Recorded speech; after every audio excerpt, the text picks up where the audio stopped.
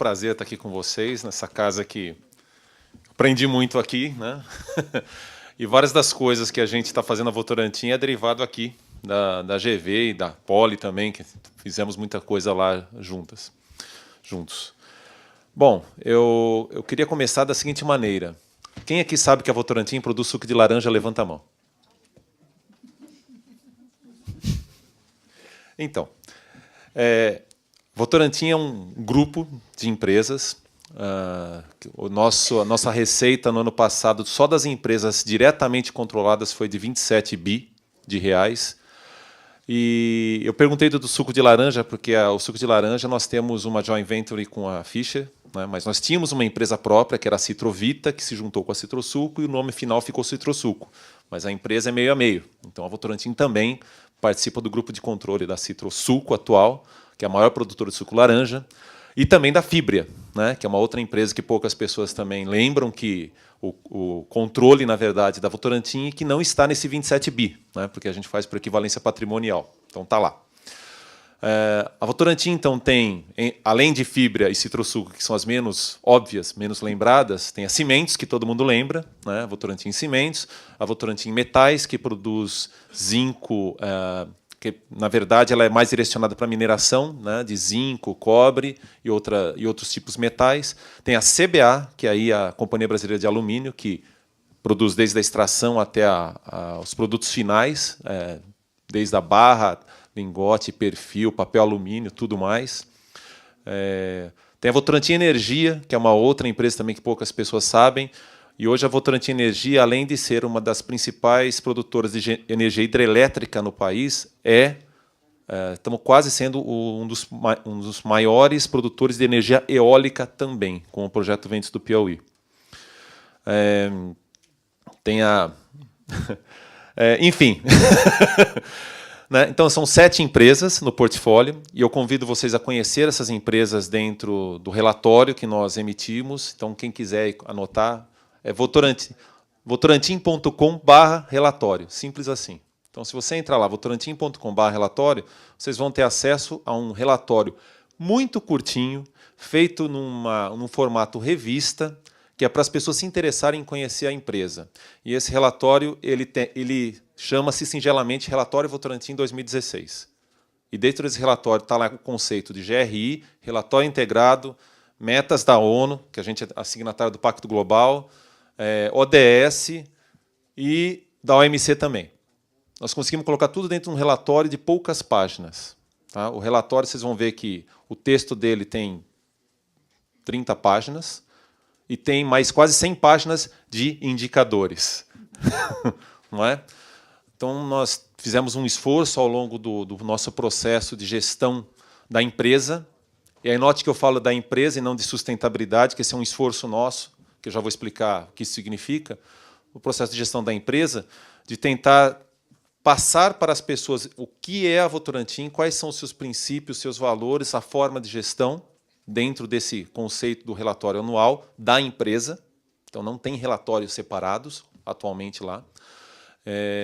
E com todos os indicadores necessários para que outros stakeholders, né, como pesquisadores, como vocês, possam entrar lá e escarafunchar os dados, né, torturar os dados para que eles digam a verdade, e principalmente os investidores institucionais, ONGs, etc., tenham toda a base de dados necessárias para que eles possam pensar a respeito. Então, contando sobre um pouco da história da nossa abordagem na Votorantim, em 2007, 2008, nós começamos exatamente como foi mostrado pelos nossos palestrantes no início do dia aqui. Fomos pensar nos riscos, simples assim. Então, eu recebi a missão de fazer uma análise dentro do nosso portfólio de por que a Votorantim deveria ou não ter uma área de sustentabilidade e como essa área de sustentabilidade deveria ser endereçada dentro do portfólio das empresas. Nós já tínhamos boas práticas, a Fibria já era uma empresa listada, já estava nos índices de sustentabilidade, etc., mas a grande maioria das empresas da Votorantim não tinha ainda nada estruturado do ponto de vista de sustentabilidade, com este nome. Bem, na época eu fiz um estudo e cheguei a uma conclusão que era a seguinte: a questão da sustentabilidade para uma empresa ia ser no seguinte desafio. Nós, como uma empresa que éramos consumidores de recursos naturais, renováveis e não renováveis em grandes quantidades, usuários de terras em grandes quantidades, energívoros, consumia muita energia em todas as nossas operações, extremamente pulverizados em municípios com IDHs baixíssimos, que dava falta de mão de obra para a companhia. Então, fazendo toda uma análise dos riscos relacionados ao portfólio de empresas da Votorantim no global, nós definimos 9 temas, e esses 9 temas foram endereçados com um viés de risco. Isso foi em 2008. Dentre esses riscos, uma coisa que agora é óbvio para todo mundo, mas estavam lá entre eles, que vale a pena citar, que está na cabeça de todo mundo atualmente, é a questão dos resíduos, principalmente os minerometalúrgicos, né, as barragens. Então, lá em 2008, nós colocamos que este era um problema que deveria ser endereçado e que nós não sabíamos exatamente como. Está lá no nosso relatório de 2008. Quem quiser ter curiosidade, pode entrar nesse site que eu passei, que está lá o relatório. Está escrito isso lá. E, ao longo dos próximos anos, em 2010, nós colocamos uma meta para resíduos, que era o seguinte: nós queríamos acabar com os resíduos minerometalúrgicos. Nós queríamos não ter barragem nenhuma. Como se faz isso? Não sabíamos, fomos estudar. Dentro desse estudo, o que nós descobrimos? Que vários desses resíduos, na verdade, poderiam se transformar em produtos.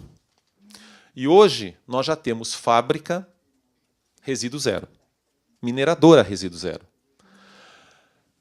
Então, o que eu estou querendo mostrar aqui para vocês com este primeiro exemplo é o seguinte: se uma empresa faz a identificação correta dos seus riscos e endereça eles, isso eu vou contar na sequência, esses riscos se transformam naturalmente em oportunidades. E essas oportunidades geram novos negócios. Não é só uma questão de tirar do nosso balanço da empresa do ano aquela caixinha que quase ninguém olha, mas os analistas de mercado olham com muito detalhe, qual o tamanho do risco dessa companhia, a quanto eu estou exposto. Não é? E nesta empresa que nós transformamos, é uma mineradora aqui do Brasil, da Votorantim Metais, que produz zinco, e hoje o material que é para barragem serve para implemento agrícola. É calcário agrícola de excelente qualidade, com teor de zinco que ainda faz aumentar a velocidade do crescimento de milho, comprovadamente. Já fizemos todos os estudos a esse respeito. Resolvemos o problema de todos os resíduos? Não. Mas isso gerou, dentro da companhia, uma área específica de estudo, de inovação, onde hoje nós sabemos exatamente quais são os resíduos que já têm solução tecnológica e já dá payback para fazer, estamos fazendo, qual tem solução tecnológica e não dá payback, então estamos trabalhando para dar o payback, e qual não tem solução tecnológica ainda, e estamos pesquisando. Porque sabemos que isso é um potencial. Esse é um dos 9 temas. Imagina o impacto que esse tema dá em vários dos ODS que foram aqui apresentados. No mínimo, a questão do médio e longo prazo, que a barragem fica lá para sempre. Se nós transformamos a barragem, em vez de ser um depósito de resíduo, numa mina de resíduo futura, uma mina na verdade, de outros produtos, que é o que nossa intenção, nós estamos, na verdade, quase que duplicando, triplicando, quadruplicando a capacidade de operação da empresa. Porque aquele material que está lá depositado pode ser utilizado no futuro.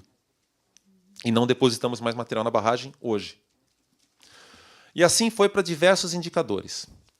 Mas como é que isso se operacionalizou dentro da empresa? Como é que se pega esta ideia, né, dos riscos e colocou dentro da empresa? Nós colocamos dentro da empresa. Bom, primeiro foi conhecendo bem a empresa.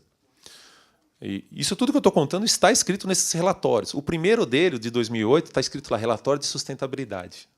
A gente tinha o relatório de sustentabilidade. Né? Tinha o relatório da empresa e o relatório de sustentabilidade. Né?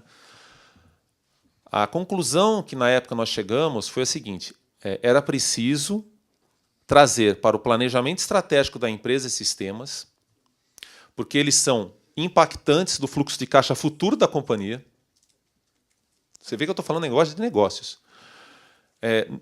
Alguns desses temas nós não sabíamos o quanto era impactante, mas sabíamos que era. Né? E traçar metas de 5 anos para todos. Foi o que fizemos. Né? Um outro tema, por exemplo, foi eficiência energética. Trouxemos, por quê? Somos energívoros. Né? Todos os nossos processos consomem muita energia elétrica e térmica. Né? Renovável e não renovável. Colocamos lá uma meta de ter 4% de eficiência energética no primeiro ano. Adivinha o que todas as nossas fábricas falaram? O que vocês acham? Não dá. Né? Bom, aí então, para ajudar, a gente colocou na remuneração variável, certo?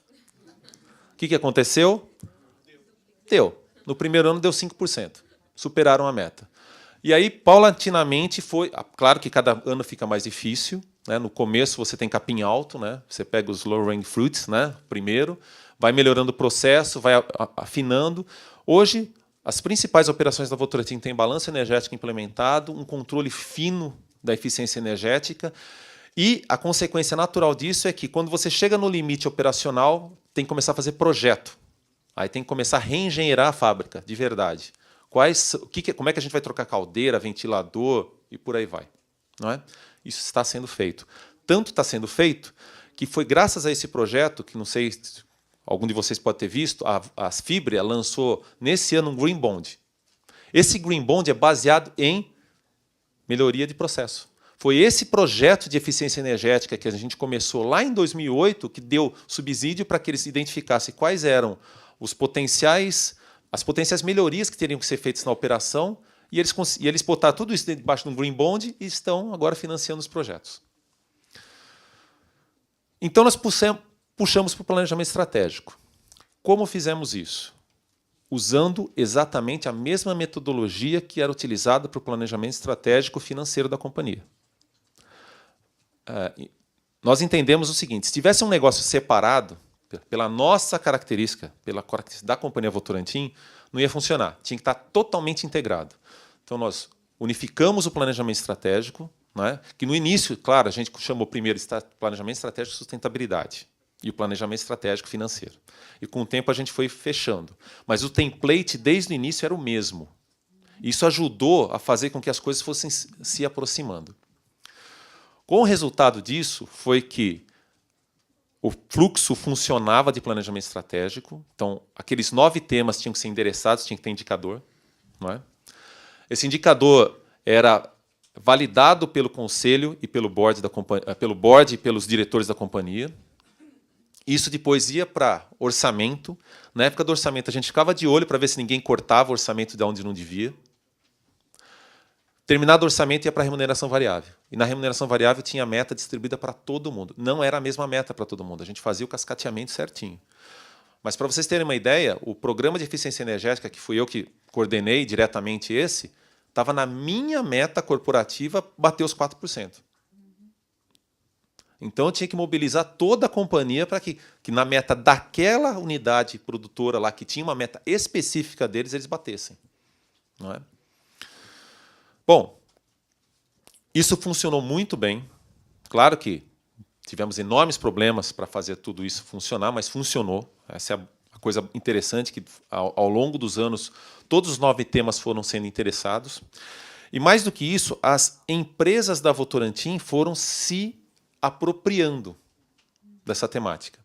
Então, se originalmente existia uma gerência geral de sustentabilidade, que eu era o responsável, a Fibria tinha um gerente de sustentabilidade e ninguém tinha mais nada, hoje todas as empresas da Votorantim têm um responsável de sustentabilidade, seja o nome que for. E esse responsável de sustentabilidade pensa o que a gente chama de indicadores não financeiros. Né? Os indicadores que a gente não consegue ainda botar um valor. Mas todo indicador não financeiro pode virar financeiro. Essa é a coisa interessante. E ele é um risco e uma oportunidade. A gente está migrando para a oportunidade. E, por fim, para terminar minha fala, um dos temas que apareceu lá era o problema das grandes extensões de terra que a Votorantim tem. Por que isso é um problema? Porque grande extensão de terra significa... existem conflitos pelos múltiplos usos da terra. Está lá nos ODS, certo? Quando existem conflitos, se a população local não vê valor naquela terra, vão acontecer problemas sérios. Bom, então nós começamos a fazer um diferencial das terras, o que tínhamos, e o que nós descobrimos que tinha uma grande quantidade de terras dentro da Votorantim que eram terras conservadas, com mata nativa, em grande extensão, e que a gente não contava isso para ninguém, e protegia há muito tempo. E isso é um custo desgraçado manter. Não é? Isso é um custo. Bom, resumo da ópera. nós fizemos um estudo e resolvemos transformar esses territórios em unidades operacionais também. Isso fez ser gerada uma nova empresa, chamada Reservas Votorantim Limitada. Essa empresa gerencia hoje 2 ativos ambientais, um é chamado Legado das Águas e o outro é o Legado Verdes do Cerrado. Eu convido vocês, se vocês quiserem entrar no Facebook, digita lá no Facebook, Legado das Águas, tudo junto, e também Legado Verdes do Cerrado. O Legado das Águas foi inaugurado em 2012. Já está operacional, já está gerando receita, não bateu break-even ainda, porque não está dentro do plano de negócio, mas está caminhando. O Legado Verde do Cerrado foi inaugurado há 2 anos, e a nossa expectativa é que em mais 3 a gente chega no break-even nele também.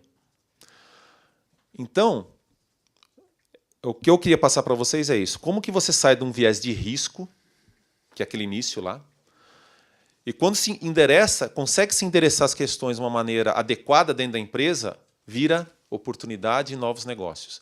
E dentro dessas oportunidades, vocês vejam que coisa, né? No final, eu virei agora responsável dessa empresa nova. Eu sou responsável pela Reservas Votorantim e estamos fazendo esse negócio acontecer. Tá? Então, era isso que eu queria compartilhar aqui. Muito obrigado e estou disponível aqui para as perguntas depois.